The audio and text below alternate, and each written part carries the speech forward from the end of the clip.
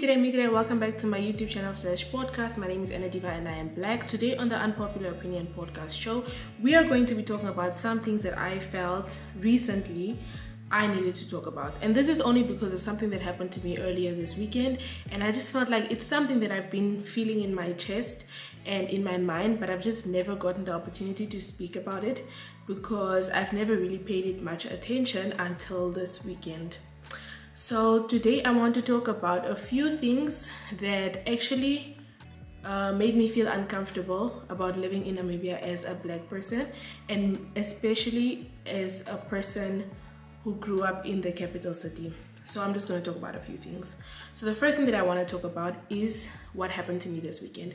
So earlier this weekend, as you guys know, if you follow me on social media or whatever, I went to a Namibian independence celebration, which was organized by Lukopane, which is a very nice Kulturverein, basically like a cultural organization which brings together Namibians who live in the diaspora. So it is not only for Germany, basically anybody that lives anywhere else in the world, which is not Namibia. You can reach out to them and you can basically have like a community of other Namibian people to talk to, ask for help, advice, or just anything. If you have any emergency or whatever, it's like a home away from home, or like a parent away from your house. So I got in touch with them through a good friend of mine who's also one of the board members of the organization. And I'm actually really happy because every time I've asked for help on the group, somebody has responded. And even this weekend has been very nice. Like, I met a lot of people from Namibia, and I met even people I used to go to high school with, people I grew up with in the same location, and you know, people I know through friends of mine from Namibia. So with that being said, what happened this weekend was we were on our way to one of the to the cathedral in Cologne, which is where the event was hosted. And on our way there, one of the guys approached me and said, "Hey, I saw that you are offering German tutor classes, and I just wanted to know a bit more about German tutoring, blah, blah, blah." And I was like, yeah, well, I did it like this because I have this certificate, so I decided to sign up on this website, and that's how I became a German tutor. And now I also offer classes to Namibian people who either need it for work purposes or want to take the exam. Like, I'm tutoring one person now who wants to take the exam for job reasons, to get a better job basically, so that he has the language requirements. And one thing that happened was he asked me if I speak Oshiwambo because he wanted to quote unquote better explain himself this way. And I said, no, I don't speak Oshiwambo, but I can understand you. And then he goes, "Oh, so you are a Mbwiti." And then I'm like, "No, I'm not a Mbwiti, I'm a Vambu Herero, and I do not like that word. Please do not call me that word." And he proceeded to call me a Mbwiti again for the second time. So then I say, "I don't want to talk to you anymore." And mind you, I'm walking next to my boyfriend and him at the same time. And I'm trying not to like this is also another problem that I feel like, or another unnecessary responsibility that I feel like we have as Namibian women, is to always not try to embarrass a man and try to keep his character in check. Like, this person is openly calling me a derogatory term, and I indicated that I don't like being called that, and he proceeded to call me that.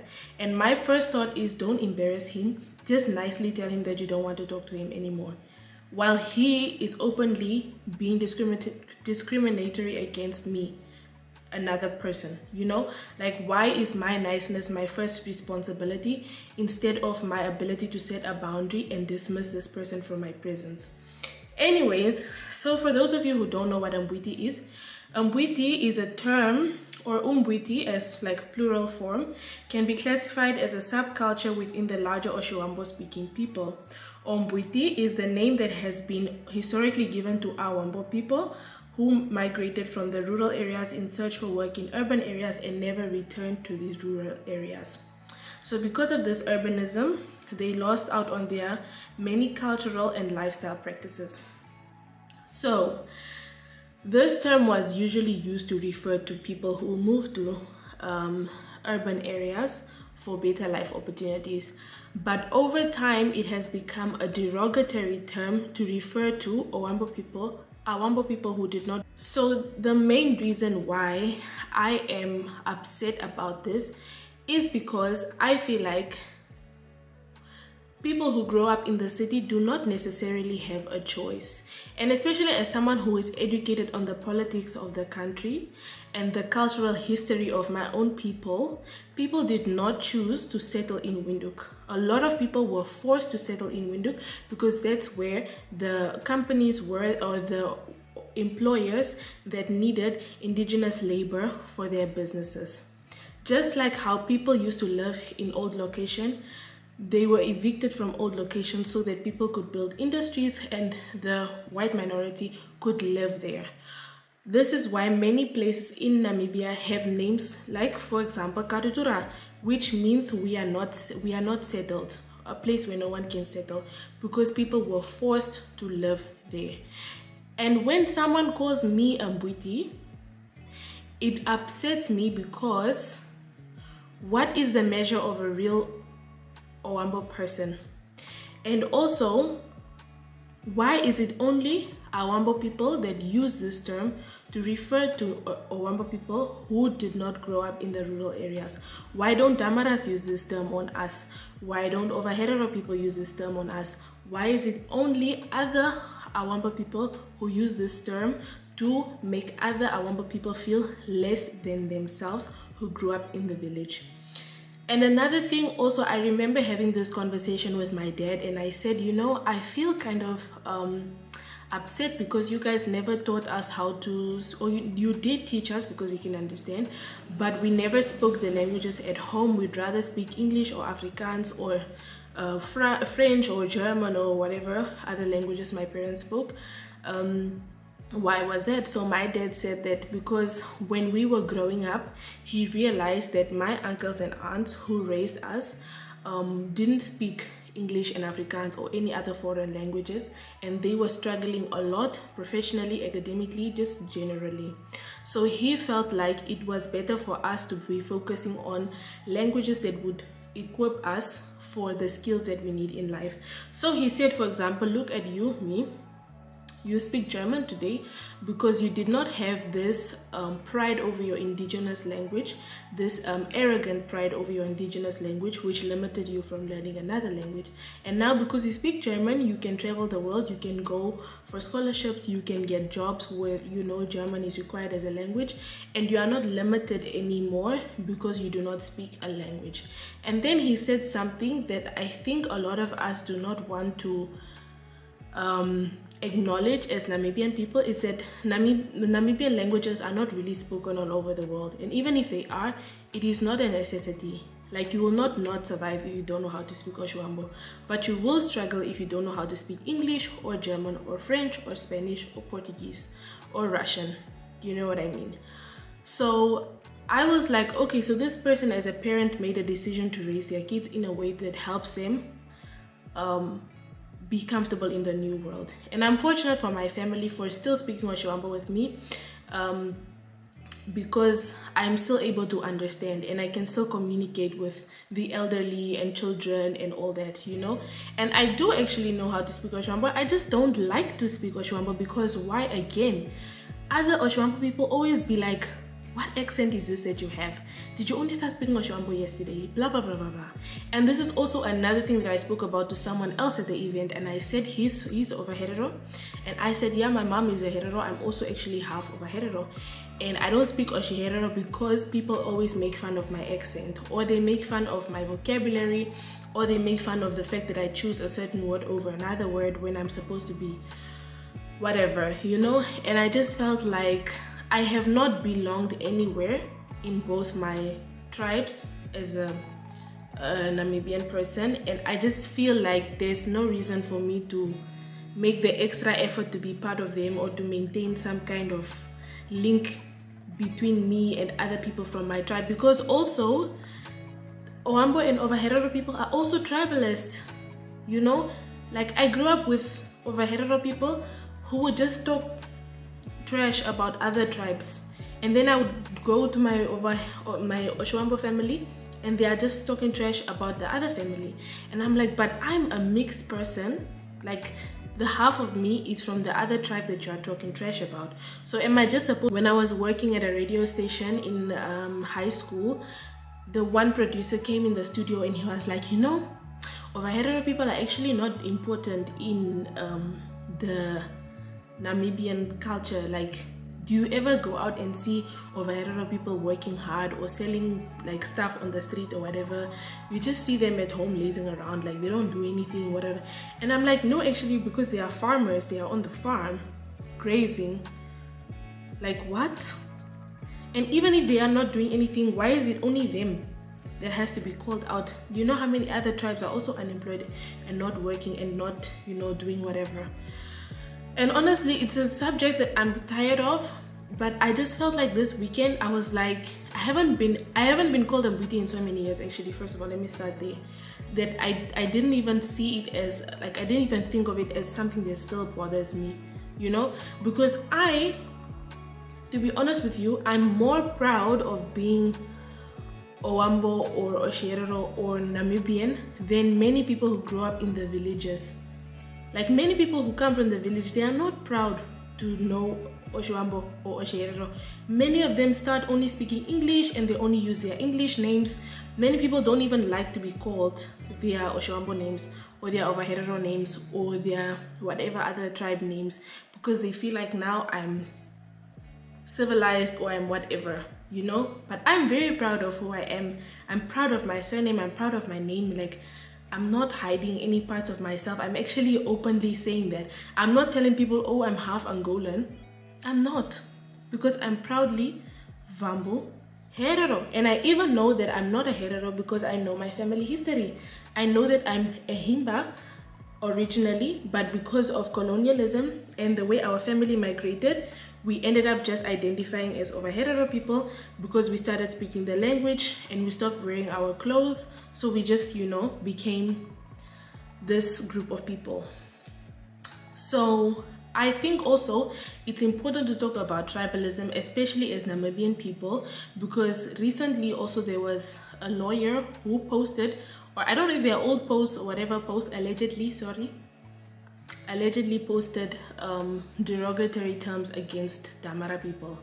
And this is also something that I struggle with as a Namibian, because I have friends from many different tribes and I don't think it's fair for someone to be talking trash about a tribe that my friend is from. It makes me feel uncomfortable. It's the same way that I would not feel comfortable being around my white colleagues at work and they are talking trash about other black people and telling me, but you're not like other black people. You are a cool black person, you know. We can understand what you're saying, but we can't understand the accents of other black people. That is not okay. It's as if as Namibians we are choosing one form of oppression over the other form of oppression, or we are saying, you know, don't be tribalist against us, but we can be tribalist against other people. So I didn't really want to talk about this thing because I feel like talking about stuff like this, I'm someone who doesn't care about things and I don't feel like this issue even needs attention. But I feel that after so many years of being independent in our country, it seems like tribalism is not going anywhere. And even if there is no tribalism, there is still this beef within our own tribal communities that also doesn't seem to be going anywhere. And I just feel like it's very disgusting that as a people who are supposed to be believing in one Namibia, one nation, we intentionally still choose to single out and isolate other people from other groups, you know, and people from our own groups. So that's one thing that really upset me. And if you ever call me a Mbwiti in your life, I will remove you from my life completely. I will never talk to you. I'll never address you. I don't even think you should go around calling other people names apart from their actual name. It makes no sense. And even when people ask me what tribe I am, I know they're only asking me because they want to determine how much respect they need to give me. Because if I tell them I'm a Vambu, then they'll be like, oh, okay. But if I tell them I'm a Damara, then I'm a Kwangara. And if I tell them I'm a Caprivian or a Zambesian, then I'm a Quinavule. Hou net op, raak groot. Yes, sis. Anyways, moving on to the second thing that really annoyed me. So this event with my African American boyfriend, And one thing that I realized that seemed to be the topic of conversation circulating amongst the men was the fact that my boyfriend should be so lucky that he has a black African woman who is going to be submissive and let him lead, because these Western women do not submit and let men lead and be men. And to be honest, I already told my boyfriend, when we go there, these are the topics that are going to be spoken about. These are the things that are going to happen. This is the behavior of some Namibian people. And he was like, babe, don't be so negative, da, da, da, da. When we went there, so bad, he was like, wow, I cannot believe like you were right about all this stuff. And of course, this is not to take away up from the amazingness of the event and the amount of unity that was still present, right? This is just isolated incidents from 2-3 people, but I still feel like this is still the majority ideology of many Namibian people.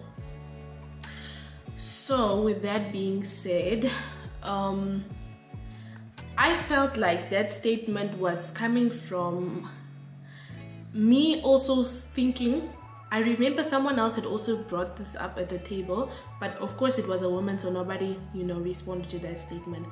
But the difference between a woman who is submissive majority of the time and lets a man lead and a woman who is not submissive the rest of the time is the fact that she is independent. If you have your own stuff, if you have your own resources, there is no reason for you to be submissive to a man who has no plan for himself or for you. And the difference between African women and European or Western women is the opportunity they have to be independent. Okay? So many African women, you have education, yes, but you probably don't have a job that pays you as well, because of course there's also disparities in incomes of males and females. And you probably have your own place, your own car, whatever. But if you have those things, you are not desirable to a man, because he feels like, what will she need me for? What will she be dependent on me for? If she cannot depend on me for anything, then she is not a suitable mate for me. Whereas in the Western world, men ask other women what they bring to the table, i.e., men expect women to come to the table with material things. And if I am a Western woman with my own education, with my own apartment, I'm able to take public transport by myself or pay for my own car, insurance, petrol, everything by myself, then of course if I am to date a guy, I will have higher expectations of him because I'm able to provide these material things for myself. So I need you to come with the emotional things, the accountability, the intention, the romance, the consistency. Do you know what I mean? And this is how I feel. Even my boyfriend said that about me. He said, but you are not submissive or letting me lead or whatever. You actually apply a lot of pressure and you do have a lot of expectations from me. And this is because I pay my own rent. I have my degree. I'm doing my master's. I have a lot of opportunities to be independent. I live in a country that will allow me a job after my studies that will still increase my independence even more. So if I were to date a guy, I'm not looking at you to pay my rent. I'm not looking at you to pay for my transport. I'm not looking at you to take me to university or pay for some kind of course on the side or whatever. I'm looking at you to provide me stability and integrity for the future. So I don't want to ramble on about this stuff, but I just wanted to say that I really wish that African men would give us the respect that they give other women in the world. Because as an African woman who grew up in Africa myself, I grew up being told a lot of the times that my mouth is too big, I have too much of an opinion, no man will want me. If I do get a man, he will probably beat me because I just have too much to say. And that made me honestly be very turned off towards Namibian or African men. And even the Namibian men that I did date would always tell me, you act like you don't need me for anything. You can provide everything that I'm expecting a man to provide for me on the outside for myself, on the inside and outside, as a woman who is independent in her own right. And my mother always used to tell me, Meganush, I don't think you guys will marry a Namibian man. I don't think you'll marry an African man because your minds are just too progressive for these men to understand. Your attitudes are just too big for these men to comprehend and to deal with. And to be very honest with you, I can relate to that statement, and I see it now as an adult because I have so much of an opinion, I have so much of my own thought, I have so much of my own ideology, self-perspective, self-image, that I feel like Namibian men don't really work on themselves like that. And the ones who do work on themselves do not really try to influence other men to see women and the world as such. You know, it's just like, okay, I'm liberated now, I'm free, I'm progressive, but I'm not going to have these conversations with other men in my circle. So with that being said, I just had to calm down a little bit. I really wish that we would be more accommodating and more sensitive with the way that we treat people in our communities, because growing up as someone who didn't really belong anywhere, and even in the spaces where I tried to belong, I would be judged for hanging out with too many Damara people, hanging out with too many gay people. Even now, people make fun of me for hanging out with queer people, and I don't understand why it is such a problem just accepting people for who they are. Like, are we gonna die if we just accept people for who they are and where they come from? It's like how people try to make people who are mixed feel lost because they are not authentically raised in one part of their culture or their identity. It doesn't make sense, because majority of the time they didn't choose to grow up like that. Nobody chose to grow up wherever they grew up in. The same way that you didn't choose to grow up in the village is the same way that someone else didn't choose to grow up in the city. Everybody grew up wherever they grew up, and that doesn't take away from their identity or their sense of belonging in any organization, because a person is not a person from their community based on where they are born, but based on who they are on the inside and based on their lineage as a people. You are still a Namibian even if your parents moved out of Namibia and your mom gave birth to you in another country. You are still Namibian. You are still going to be a hetero even if your mom got married to someone from Netherlands and had you as a child. You are still part of who you are based on your lineage and based on who you come from. That's why we have family trees, and that's why we have clan names, because that will always be the facts, okay? You will always come from where you come from in your lineage. That's why even when people ask you, where do you originate from, you tell them where your great-great-grandfathers came from, because you are still part of those people, even though you guys don't physically live together, or even if you've never been there before, you are still there from there because of your lineage as a person.